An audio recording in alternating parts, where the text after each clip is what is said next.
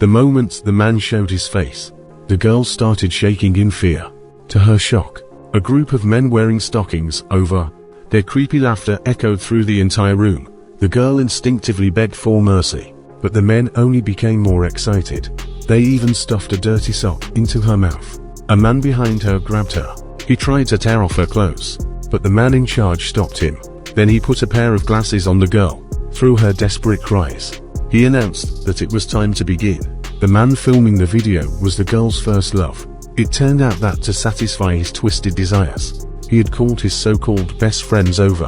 What was even more shocking was that they not only took turns abusing her, but recorded everything on video. Afterward, they sent the video to the victim. For the girl, this was not just physical pain, it was deep emotional trauma. Anna planned to ask her mother for help, but when the words reached her lips, she swallowed them back down. She decided to endure it in silence. But her boyfriend only became worse. One night on her way home, Anna was stopped by him again. He threatened her to obey him, or he would release the video. Anna knelt down and begged for mercy, but the more she begged, the more excited those sick men became. He once again called over his disgusting friends. Then he took out a bottle of drink and forced Anna to drink it. Anna knew it had drugs in it. Last time, it was after drinking that same drink that she passed out and was abused. She knew exactly what would happen if she drank it, but she also knew the consequences would be worse if she refused. With no other option, she drank it. By the time the torture ended, it was already early morning. Anna did not go home. Instead, she sat alone in a park and cried. She finally realized she could not keep suffering in silence, so she went to the police station alone and reported it. Officer Zhang found Anna's mother and told her what had happened. Because the case was so serious, the police immediately formed a task force, but a crowd of media showed up. The exposure was something Anna simply could not handle. Zhang explained that it was due to poor management at the station. From that day on, Anna developed panic disorder. To escape the trauma, she changed her name to Sila and transferred to another school. Even 14 years later, she still relied on medication to cope. Now she had become a teacher. She thought the nightmare was finally behind her, but the devil's claws reached for her again. One day she received a cup of coffee. Thinking it was a gift from a student, she drank it without much thought, and the nightmare began again. The next day, the class monitor woke her up. She realized she had spent the night sleeping in her office. There were marks on her wrists, and she had no memory of what happened. Suddenly, she received an anonymous text message. The sender called himself Master. He sent Sila many photos. The woman being abused in the photos was her. The nightmare from 14 years ago came flooding back. But who exactly was this Master? Everything felt exactly like 14 years ago. This was no longer just childhood trauma. Anna planned to check the security cameras, but was told they were broken. That night she thought it over again and again. In the end, she decided not to go to the police. Instead, she privately contacted Zhang.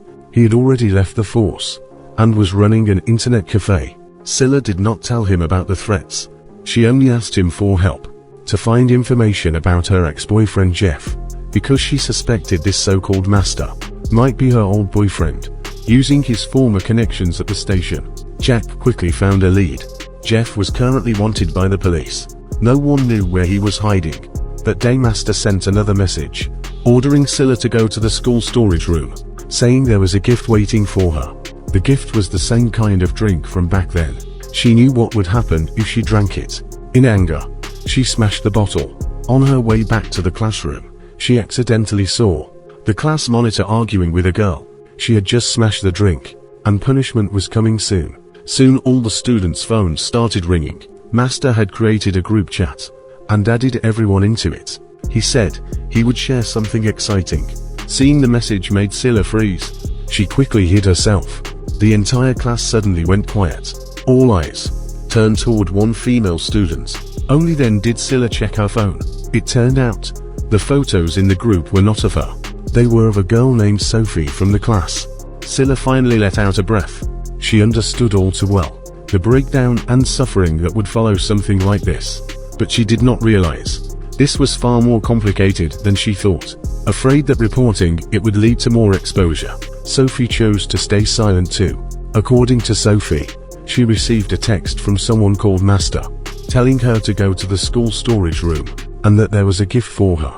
When she saw the drink, she thought it was just a prank, so she drank it without thinking. When she woke up, there were many masked men around her. She could not tell who they were. When Sila saw Sophie's slippers and socks, she immediately remembered. The girl who had argued with the class monitor that day was Sophie. That night after work, Sila was followed by a car. She hurried upstairs. Thankfully she was safe. The person who came was her fiancé. He wanted to discuss wedding plans. They were about to get married. Her fiancé knew nothing about her painful past, or the threats she was facing now. Sila was unsure whether to tell him the truth, so she used the student's case to test his reaction. He said, that kind of scandal would ruin a person's life. It was clear she would have to handle Master herself. She met Sophie again, trying to learn more clues about Master. More importantly, she needed to know if the class monitor was involved. At this point, Sophie finally confessed. She had liked the class monitor for a year, and started chasing him. She told him she would do anything to be with him. But the class monitor had a strange hobby. He liked filming videos. To stay with him, she agreed to it. But he secretly recorded everything, and on his computer, there were videos of many other girls. The argument that day happened because Sophie deleted the video, but he told her those were just copies. He even threatened her afterward. Even so, that did not prove he was Master, because Sila still believed Master was her old boyfriend Jeff, but she suspected the class monitor might know Jeff. After school, she secretly followed him. As expected, he was hanging out with local thugs. She continued following them. They went to an entertainment venue, but before she could find any clues, she was exposed. In panic she ran. The chase lasted more than 10 minutes. When they reached a residential area, a man in black saved her. It was Jack. In fact, the one who had been following Sila earlier was Jack. Ever since she contacted him, he had been secretly protecting her. Jack felt deeply guilty. Back then for money, he had leaked her story to the media. That was why it became public. Now he wanted to make up for it, and help her find Master. But Sila was unmoved by his apology. Still Jack did not give up. He began investigating on his own. He followed one of the thugs, and learned from him that they chased Sila because Master ordered it.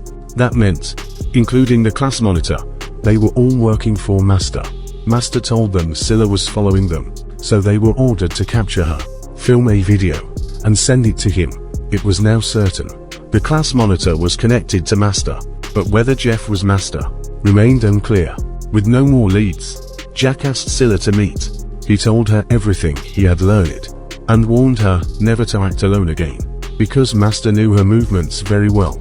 Suddenly Sila thought of Sophie. Sophie might have been kidnapped. Just as they parted ways, Sila suddenly had a panic attack. It happened because Master had posted her video online, and announced a live stream. She could not endure the same nightmare twice. She even thought about ending her life. But then she received a new message. In the video, the girl tied up was Sophie, and a live stream was about to begin. Master provided an address. Since her life already felt ruined, what was there left to fear? She left a message for Jack, and went to the location alone. On the table was a bottle of drink. This time she did not hesitate. She drank it. When she woke up, she was dressed in a sexy uniform. Her hands were tied behind her back. She recognized the class monitor, and demanded to know where Sophie was. She said she was already there, so they should let Sophie go. Let her go. What a joke. You want to save her, but she does not want to be saved. It turned out everything was a trap designed just for Sila. Sophie was not the victim. She was the mastermind of the plan. The one with the strange hobby was not the class monitor. It was Sophie, and she was the one secretly filming. But Sophie was not the real Master. There was someone else behind it. They did all this for money. Master paid them well. They were about to start the live stream.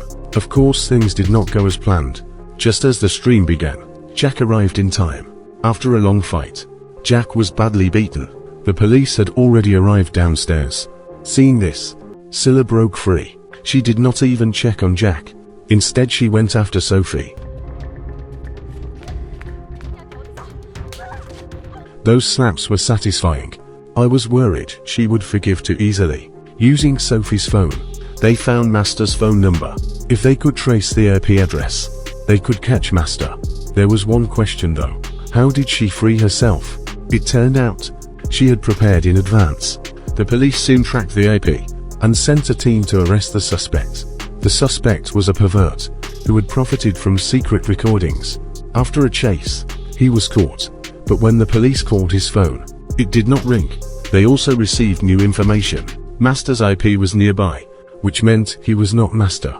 At that moment, Sila and Jack went to the arrested man's house. Inside there was only a boy. When he saw Sila, he looked terrified. Jack noticed a computer. He dialed Master's number. The boy's phone rang. The truth was finally revealed. The real Master was the boy. After investigation, they learned he was a computer genius.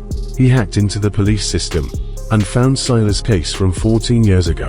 So he pretended to be Master and began harassing the victims. His reason was simply for fun. As for Jeff, he had died months earlier. In the end, Sila forgave Jack. Jack gave her a gift, the glasses she had worn 14 years ago. From then on, she no longer had to hide her identity, and she could finally move on.